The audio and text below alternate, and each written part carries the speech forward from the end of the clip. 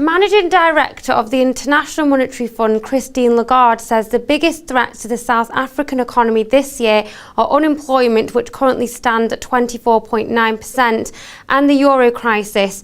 Joining me to discuss this further is Amir Khan FX dealer at Currencies Direct in London. Hello, Amir. What do you make of Christine Lagarde's comments? Why do you think the euro crisis poses a threat to South Africa? In South Africa, there's a lot of jobless figures coming out. As you say, the unemployment rate is 24.9%, similar to Spain. The main reason for the unemployment is basically the divide between skilled labor and unskilled labor. That's what Christine Lagarde's basically trying to say. And the euro crisis obviously poses a threat to South Africa because they have a lot of trade also with Europe and the UK as well, even though it's not part of the Eurozone. Obviously, there's contagion spreading and economies are grappling with their debt situations. There's not much import, so exports for South Africa are going low, and there's a massive fiscal deficit that they have as well. So they need to address quite a few concerns, really. The Eurozone is a major player whom they have trade relations with.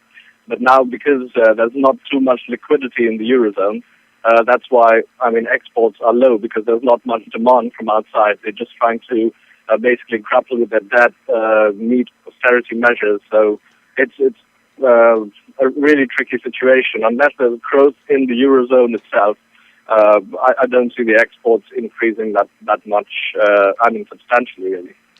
If we look at South Africa's annual GDP growth rate, their rate is the lowest at 2.1%, compared to, for example, Ghana, whose GDP rate is 8.7%.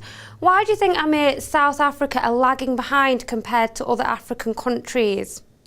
Other African countries are more labor-oriented. Like, for example, if you look at Ghana, there's a lot of mining operations that take place. There's a lot of natural resources, minerals like zinc, copper, which obviously is very labor intensive.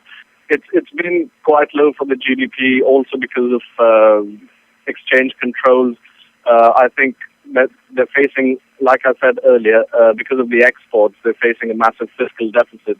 So it's been really tough going for South Africa at the moment because they're more service oriented compared to other African nations, which are rich in natural resources, but not so much service oriented. So they have obviously opportunities for all levels of society to actually be in unemployment and obviously trade within Africa itself and Asia as well.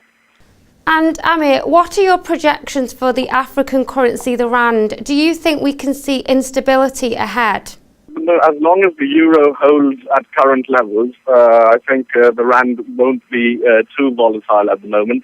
If the euro obviously moves down to lower levels, which in my opinion it will, towards the end of the year, we could see a strengthening in the rand.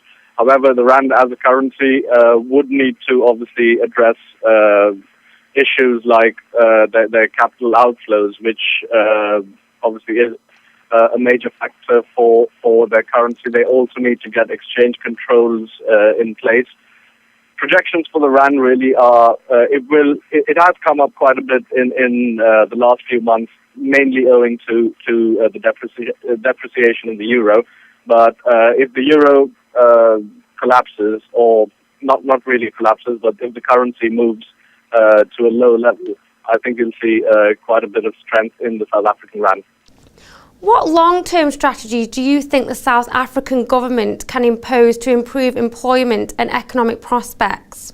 They've got to have a proper education plan for people to actually come out as skilled labor, for them to compete with the global marketplace because competition is becoming fierce. That's the one. They've also got a lot of.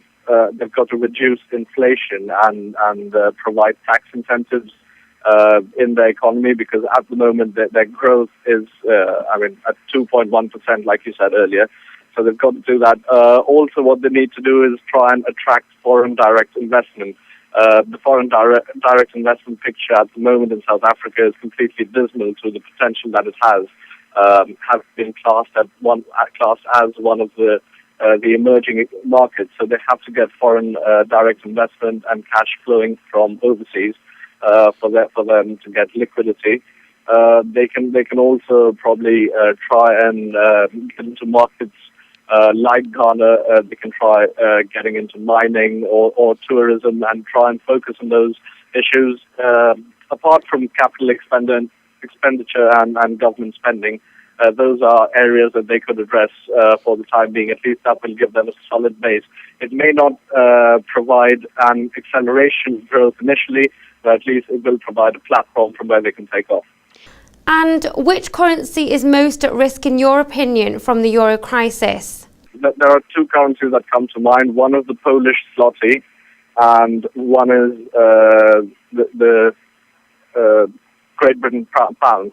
The only reason, obviously, because the UK, even though it doesn't use the euro, the main problem is it's got a lot of trade as well with the euro, like South Africa, and it's going to be really difficult for them because they've invested a lot into the EFSF, which is a fund which contributes to the bailout of a few countries. So from the euro crisis, I think it's the GDP, which is sterling pound, and also Polish zloty, because they risk a lot of devaluation. Because if the euro does happen to have a few members go out of it who are not using the euros, it'll only remain with the northern front. So the northern countries obviously will be a really strong force to reckon with, and the Polish zloty risks a lot of, it will be devalued quite a bit. Thanks for joining me, Amir. Well, that's all we've got time for right now, but stay tuned to Dukascopy Swiss TV for more interviews and updates from the TV team. For now, though, goodbye.